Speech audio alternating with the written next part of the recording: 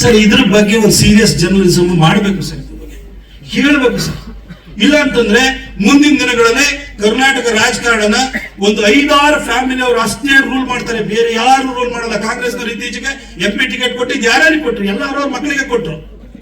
ಇನ್ನು ನಮ್ಮ ಪಾರ್ಟಿನ ನಾನೇನು ಹೊರದಾಗಿ ಹೇಳ್ತಲ್ಲ, ನಮ್ಮ ಪಾರ್ಟಿನಲ್ಲೂ ಅದೇ ನಡೀತೆ, ಇನ್ನೊಂದು ಪಾರ್ಟಿನಲ್ಲೂ ಅದೇ ನಡೆಯುತ್ತೆ. ಎಲ್ಲರಿಗೂ ಕೂಡ ಅವ್ರವ್ರ ಮಕ್ಕಳ ಚಿಂತೆ ಆಯ್ತು ಅಂತಂದ್ರೆ ಕಂಡೋರ ಮಕ್ಕಳು ಹ್ಯಾಕ್ ಮೇಲ್ಗಡೆ ಬರ್ಲಿಕ್ಕೆ ಸಾಧ್ಯ? ಸಮಾಜದ ಬಗ್ಗೆ ಕಾಳಜಿ ಇಟ್ಕೊಂಡಿರೋರು ಯಾವ ರೀತಿ ರಾಜಕಾರಣದಲ್ಲಿ ಮೇಲೆ ಬರ್ಲಿಕ್ಕೆ ಸಾಧ್ಯ? ಇದನ್ನ ತಿದ್ದಬೇಕಾದಂತವ್ರು, ಇದ್ರ ಬಗ್ಗೆ ತಿಳಿ ಹೇಳ್ಬೇಕಾದಂತವ್ರು, ಜಾಗೃತಿ ಮೂಡಿಸಬೇಕಾದಂತವ್ರು ಪತ್ರಕರ್ತರಾದರೆ ಮತ್ತಿನ್ಯಾರು ಸರ್? ಹಾಗಾಗಿ ಇದ್ರ ಬಗ್ಗೆನೂ ಕೂಡ ಒಂದು ಗಂಭೀರವಾಗಿ ಯೋಚನೆಯನ್ನು ಮಾಡಿ ಅಂತ ನಾನು ನಿಮ್ಗೆ ಹೇಳ್ತಾ, ಸರ್ ನಾನು ರಾಜಕಾರಣದ ಎಲ್ಲಾ ವಿಚಾರಗಳನ್ನು ಹೇಳಲಿಕ್ಕೆ ಹೋಗಲ್ಲ ಸರ್. ನನ್ನನ್ನು ಬಹಳ ಜನ ಬರಿ ಅಂತ ಹೇಳ್ತಾರೆ ಸರ್. ನಾನು ಬರೆಯಕ್ಕೆ ಹೋಗ್ಬಿಟ್ರೆ ನಾನು ಒಂದ್ಸರಿ ನಾನು ಹೇಳಿದೆ, ಬರೆಯಕ್ಕೆ ಹೋದ್ರೆ ಫಸ್ಟ್ ಬಿಜೆಪಿನ ತೊಳೆದು ಬಿಡ್ತೀನಿ ಅಂತ. ಯಾಕೆಂತಂದ್ರೆ ಅಲ್ಲೇ ಜಾಸ್ತಿ ಗೊತ್ತಿದೆ ನನಗೆ, ಅಲ್ಲೇ ಇದ್ದವನು ನಾನು ಅಂತ. ಸರ್ ಎಲ್ಲಾ ಪಕ್ಷದ ಬಗ್ಗೆನೂ ಗೊತ್ತು, ಎಲ್ಲಾರ ವ್ಯವಹಾರ ಬಗ್ಗೆನೂ ಗೊತ್ತು ಸರ್. ನೀವು ಪೆಗ್ಗಾಕದ್ರ ಬಗ್ಗೆ ಕುಡಿಯೋಣ ಬಾ ಅಂತ ಹೇಳ್ತಿರಲ್ಲ ಸರ್, ನಾ ಯಾವ್ದು ರಾಜಕಾರಣಿಗಳ ಜೊತೆ ಕುಡಿಯಲ್ಲ ಸರ್. ಯಾಕೆ ಗೊತ್ತಾ ಸರ್, ರಾಜಕಾರಣಿಗಳ ಜೊತೆ ಹೋಗಿ ಕುಡಿಯಕ್ ಬಂದ್ರೆ ಬರೀ ರಿಯಲ್ ಎಸ್ಟೇಟ್, ಬರೀ ಅದಿದು ವ್ಯವಹಾರಗಳು. ಇಲ್ಲ ಅಂತಂದ್ರೆ ಯಾವನ್ನ ಎಲ್ಲಿ ಕಟ್ ಮಾಡೋಣ ಇದ್ರ ಬಗ್ಗೆನೇ ಮಾತಾಡ್ತಿರ್ತಾರೆ. ನಾನು ಕುಡಿಯೋದಿದ್ರು ಕೂಡ ಪತ್ರಕರ್ತರ ಡೆಲ್ಲಿ ಬೇಸ್ಡ್ ಜರ್ನಲಿಸ್ಟ್ ಇದ್ದಾರೆ, ಅವ್ರ ಜೊತೆ ಕುಡಿತೀನಿ, ಹಾಗೆ ನಮ್ಮ ಫ್ರೆಂಡ್ಸ್ ಜೊತೆ ಕುಡಿತೀನಿ ಹೊರತು ನಾನು ರಾಜಕಾರಣಿಗಳ ಜೊತೆ ಕುಡಿಯಲ್ಲ ಸರ್. ಯಾಕೆಂತಂದ್ರೆ ನಮಗೂ ಅವ್ರ ಜೊತೆ ಸೇರಿ ನಾವು ವ್ಯವಹಾರ ಮಾಡ್ಬೇಕು ಅಂತ ನಮಗೊಂಡು ಆ ಮನಸ್ಥಿತಿ ಬಂದು ಬಿಡ್ಬೋದು. ಹಾಗಾಗಿ ನಾನು ಅವ್ರ ಜೊತೆ ಹೋಗಲ್ಲ ಸರ್. ಸರ್ ನಾನು ಇದನ್ನೆಲ್ಲ ಯಾಕೆ ಹೇಳ್ತಿದ್ದೀನಿ ಅಂತ ಹೇಳಿದ್ರೆ, ಎಲ್ಲೋ ಒಂದ್ ಕಡೆ ಬದಲಾವಣೆನ ತರಬೇಕಾಗುತ್ತೆ ಸರ್. ನಾವು ಯಾವಾಗಲೂ ಪತ್ರಿಕೋದ್ಯಮದಲ್ಲಿ DVG ಅವ್ರ ಬಗ್ಗೆ ಹೇಳ್ತೀವಿ, ಕಾಲಮ್ ರೈಟಿಂಗ್ ಒಳಗಡೆ ಹಮ ನಾಯಕರ ಬಗ್ಗೆ ನಾವು ಹೇಳ್ತೀವಿ ಸರ್. ಈಗಲಾದ್ರೂ ಬೇರೆಯವ್ರ ಬಗ್ಗೆ ನಾವು ಈ ಒಂದು ಕಾಲಘಟ್ಟದಲ್ಲಿ ಇರುವಂತ ಪತ್ರಕರ್ತರನ್ನ ಮುಂದಿನ ತಲೆಮಾರವರು ಹೇಳ್ಬೇಕಲ್ಲ ಸರ್. ಇವತ್ತು ರಾಮಕೃಷ್ಣ ಹೆಗಡೆ ಅವರಂತಹ ಸಂವೇದನೆ ಇಟ್ಕೊಂಡಿರುವಂತಹ ಒಬ್ಬ ಮುಖ್ಯಮಂತ್ರಿ ಇದ್ರು ಈ ಕಾಲ, ನಾವು ನೋಡಿದೀವಿ ಅವ್ರನ್ನ. ಅವ್ರು ಯಾವ್ದಾದ್ರು ಒಂದು ಓದುಗರ ಓಲೆ ಬಂದಿತ್ತು ಅಂತ ಹೇಳಿದ್ರೆ ಅದಕ್ಕೆ ಸ್ಪಂದಿಸುವಂತ ಗುಣ ಇತ್ತು. ಇವತ್ತು ಎಲ್ಲಿದೆ ಸರ್ ಸ್ಪಂದಿಸೋ ಗುಣ ಇಲ್ಲ. ಅವ್ರಿಗೆ ಏನಾದ್ರು ಒಂದು ಐಫೋನ್ ಗಿಫ್ಟ್ ಕಳಿಸ್ಕೊಟ್ಬಿಡ್ತಾರೆ, ಅಲ್ಲಿ ಏನೋ ಪತ್ರಿಕೆಯಲ್ಲಿ ಯಾರು ಹಾಕಿರೋರಿಗೆ ಒಂದು iPad ಬಿಟ್ಟು ಕಳಿಸ್ತಾರೆ. ಇಲ್ಲ ಅಂತ ಹೇಳ್ಬಿಟ್ರೆ ಯಾವ್ದೋ ಒಂದು ಟೂರ್ನ ಸ್ಪಾನ್ಸರ್ ಮಾಡ್ಬಿಡ್ತಾರೆ, ಅಲ್ಲಿಗೆ ಸ್ಟೋರಿ ಕ್ಲೋಸ್. ಸ್ಪಂದಿಸುವಂತದ್ದೇ ಇಲ್ಲ. ಸ್ಪಂದನೆ ಅಂತಂದ್ರೆ ಏನು ಅಂತಂದ್ರೆ ಗಿಫ್ಟ್. ದೀಪಾವಳಿ ಹಬ್ಬ ಬಂದ, ಇನ್ನೊಂದು ಹಬ್ಬ ಬಂದ, ಯಾವ್ದೋ ಒಂದು ಹಬ್ಬ ಆಯ್ತು ಅವರೊಂದು ಗಿಫ್ಟ್ ಕಳಿಸ್ಕೊಡ್ತಾರೆ, ಅದೇ ಸ್ಪಂದನೆ ಆಗೋಗ್ಬಿಟ್ಟಿದೆ ಸರ್. ಅದು ಸ್ಪಂದನೆ ಅಂತಂದ್ರೆ ಏನೋ ಒಂದು ಪತ್ರಿಕೆಯಲ್ಲಿ ಏನೋ ಬಂದಿತ್ತು, ಅದಕ್ಕೊಂದು ಸ್ಪಂದನೆ. ಅವ್ರಿಬ್ರು ಬಂದಿದ್ರೆ ವೈಯಕ್ತಿಕ ವಹಿವಾಟು ಆಗೋಗ್ಬಿಟ್ಟಿದೆ. ಹಾಗಾಗಿ ಇದನ್ನು ಬದಲಾಯಿಸುವಂತ ಶಕ್ತಿ ನಿಮಗಿದೆ ಸರ್. ಯಾಕಂದ್ರೆ ನಾನು ನೋಡಿದ್ದೀನಿ ಸರ್, SM ಕೃಷ್ಣ ಅವರ ಸರ್ಕಾರದ ಬಗ್ಗೆ ಅತ್ಯಂತ ಕಟುವಾದ ಧ್ವನಿಯಲ್ಲಿ ನಿರಂತರವಾಗಿ ಬರೆದಂತವ್ರು ನೀವು.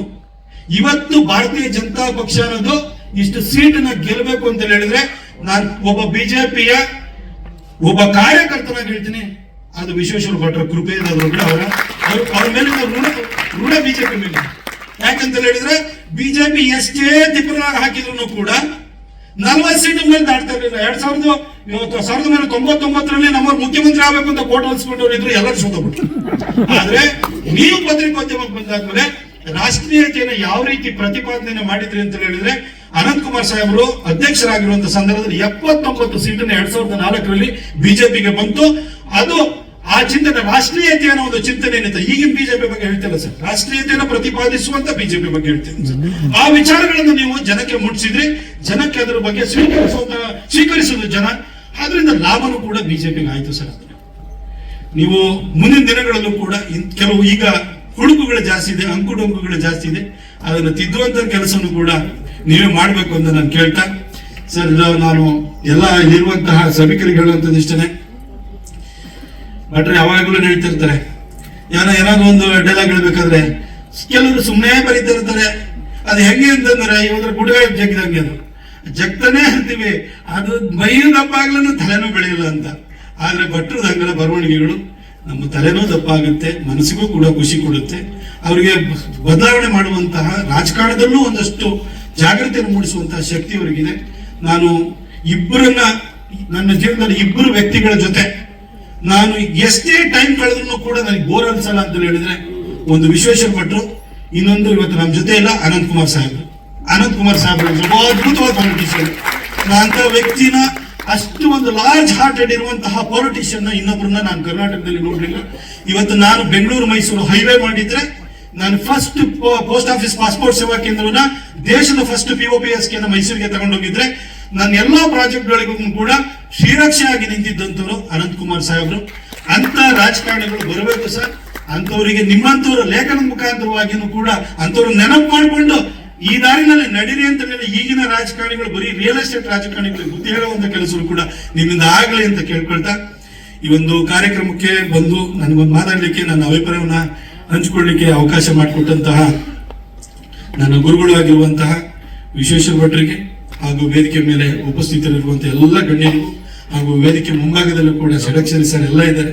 ಅವ್ರ ಲೇಖನದ್ದು ಕೂಡ ನಾವು ಅಭಿಮಾನಿ. ಅವರ ಲೇಖನವನ್ನ ಪ್ರಕಟ ಮಾಡೋದಕ್ಕೆ ಅದನ್ನ ಪ್ರೇಜನೇಷನ್ ಮಾಡುವಂತ ಅವಕಾಶ ನನಗೆ ಯಾವಾಗಲೂ ಸಿಗ್ತಾ ಇತ್ತು.